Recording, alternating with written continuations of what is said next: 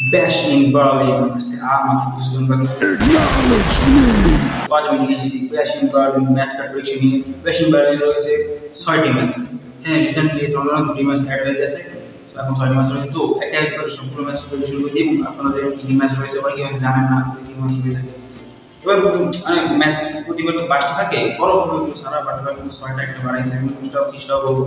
আর এর মধ্যে কিন্তু বেসিক্যালি 4টাই চ্যাম্পিয়নশিপ ম্যাচ।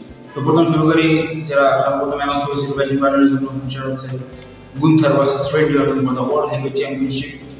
এটা কাকে জিতবে বলে মনে হচ্ছে, মানে আমি মন থেকে চাই রেন্ডি অর্টন জিতবে, সে নতুন চ্যাম্পিয়ন হোক, সে ডিফেন্ডার চ্যাম্পিয়ন হবে। বাট সব দিক মিলিয়ে বিবেচনা করলে বা সোশ্যাল মিডিয়া সব কিছু দেখলে বলাই যায় যে গুন্থা জিতবে। আর যেহেতু তার ফার্স্ট ডিফেন্ড 1 মাস হয়েছে মাত্র, তাতে সে হার না, যেহেতু সে ইন্টারকন্টিনেন্টাল চ্যাম্পিয়নশিপে প্রায় 2 বছর ধরে রেখেছিল। তো সেখানে সে তাকে হারবে না কিছু মনে হচ্ছে, গুন্থারই জিতবে। তাই আমি গুন্থার বলবো। রেন্ডি জিততে আমি আমার থেকে বেশি হয়তো খুশি কেউ হবে না, কারণ রেন্ডি অর্টন আমি অনেক বড় ফ্যান। আচ্ছা, তো নেক্সট ম্যাচে চলে যায়, সেটা হচ্ছে কোরিয়াস versus Kevin Owens for the undisputed WWE championship. এবং সিঙ্গেল ম্যাচে বেরিয়েছে তার কোরিয়াস, কারণ সবাই জানে কেভিন ওয়েন্স এই ম্যাচটি জিতবে না। হতে পারে কেভিন ওয়েন্স তার হয়তো আরেকটি ম্যাচ হবে, তবে টাইমটা কন্টিনিউ হবে, কারণ হয়তো পারে ম্যাচের শেষে কেভিন ওয়েন্স ইন্টারনেট করে বলছে তো এসএম করে বড়। তো কোরিয়াস ম্যাচ জিতবে, তারপরে হয়তো তাদের ম্যাচে যাবে না হতে পারে, সেটা পরে বিষয়। বাট ম্যাচ কোরিয়াস জিতবে।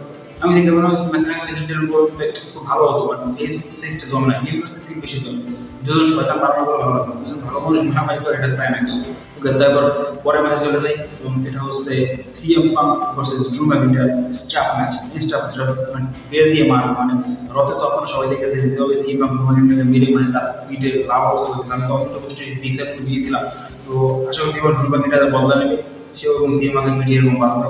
বাট এই ম্যাচটা যদি প্রেডিকশন করতে হয়, আমি অবশ্যই প্রেডিকশন করবো সিএম পাঙ্কের, কারণ সামার স্ল্যামে সবাই দেখেছে যে ড্রু ম্যাকিন্টায়ার কিন্তু জিতেছে সিএম পাঙ্কের কাছে। তাই যেহেতু তারা সেকেন্ড ম্যাচ সিএম পাঙ্ক জিতবে, আবার ট্রিলজি হবে, এলএসি হতে পারে ব্যাট ব্লাডে, সেখানে যে জিততে হবে সেখানে রাইভাল গেম হবে এবং সেখানে বডি গেম হবে।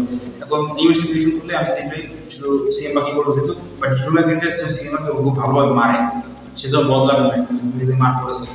আর এটা যে প্রেসিডেন্ট টেবিল তারা দৌড়াদৌড়ি করছে, এটা প্রেসিডেন্ট থেকে বেরিয়ে তাদের মধ্যে আরো বড় হওয়া উচিত, অন্য কিছু আরো পার্সোনাল যেতে পারে চাইলে। তো এটা একটা কনফার্মেশন থাকবে। এর পরের মধ্যে চলে আসছি, এবং এটা হচ্ছে রিসেন্টলি অ্যাড হয়েছে WWE women's tag team championship, যেটা কোনো অ্যাড হওয়ার মানি হয় না, এটা ফালতু একটা ম্যাচ।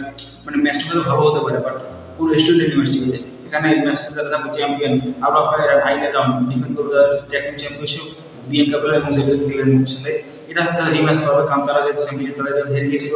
আমি সাপোজ এখানে বিএনকে বেলা জেড চ্যাম্পিয়নশিপটা জিতে, বাট মনে হয় না জিতবে।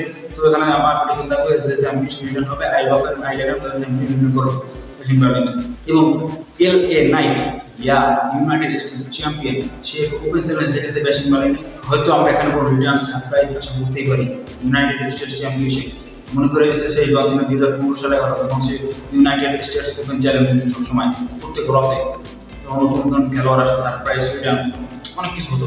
আশা করছি এরকম সারপ্রাইজ এবং রেজিস্ট্যান্ট হতে পারে। বাট এখন যেটা মনে হচ্ছে সারপ্রাইজ এসে তো সে হেরেই যাবে, কারণ সারপ্রাইজটা তো মনে থাকবে না। যদি সারপ্রাইজ ইংল্যান্ডকে হারিয়ে নতুন চ্যাম্পিয়ন হয়ে যাবে, তখন কিন্তু সেটা মেমোরেবল হয়ে যাবে। পরে আবার ইংল্যান্ড তার কাছ থেকে চ্যাম্পিয়নশিপ পরে নিয়ে নেবে, আমি সেটা চাই। তাই তখন আমি সেই খেলবো, আমি সেই ইংল্যান্ড চ্যাম্পিয়নশিপ রিটার্ন করবো, এটাই প্রেডিকশন থাকবে। বাট আবার বলছি, মানে আমি যেটা প্রেডিকশন করি সেটা করতে হয়। তো মন থেকে চাই যে সারপ্রাইজ করবো সেটা আমি কিছু জিতে যাই, কিন্তু যেটা মনে হচ্ছে এবার চ্যাম্পিয়নশিপ রিটার্ন করবো।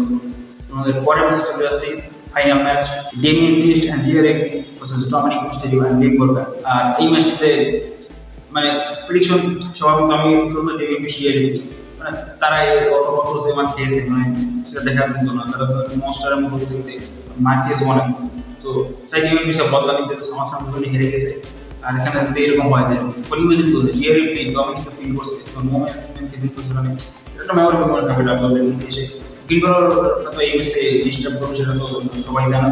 বাট চাই রিয়া রিপ্লি উইন হয়েছে, যাদের লিভারপুল চ্যাম্পিয়ন ডিফেন্ড করছে না, তো এটাতে হেরে যাওয়া উচিত।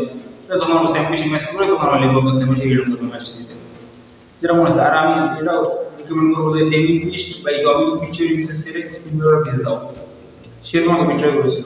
তো আমরা দেখতে পাচ্ছি যে এখানে দুটো ম্যাচ শুধু চ্যাম্পিয়নশিপ ছাড়া, দুটো র থেকে ডেমিয়ান প্রিস্টের ম্যাচটা সিএম পাঙ্কের ম্যাচটা এছাড়া বাকি 4টা ম্যাচ চ্যাম্পিয়নশিপ, আন্ডারস্টোরি championship, world heavyweight championship, women's tag team championship, United States championship. এখানে বড় কোনো ম্যাচ থাকলে ভালো হতো। সে যদি ইন্টারকন্টিনেন্টাল চ্যাম্পিয়ন, যেহেতু কোনো হিস্ট্রি বিট হয় এটাই হবে না। তো এখন দেখা যায় কি আগে ভবিষ্যতে কোনো ম্যাচ অ্যাড হয় কিনা, তাহলে তো ভালোই হবে, আরও অনেক বড় হবে। সামার সিনেমা লিভারপুল অনেকগুলো ম্যাচ থাকে, বাট এছাড়া সব ছোটো এগুলো 5টি ম্যাচ থেকে যায়, গেম শুরু হয়ে যায়, তখন দেখা যাবে আপনারা কিছু করে। তো এই সিনেমা প্রেডিকশন, তোমাদের প্রেডিকশন সেটা কমেন্ট করে জানাও। ভিডিওটি ভালো লাগলে চ্যানেলটি অবশ্যই সাবস্ক্রাইব করে দিও। Thank you for watching, good bye. You there, sitting at home, acknowledge me.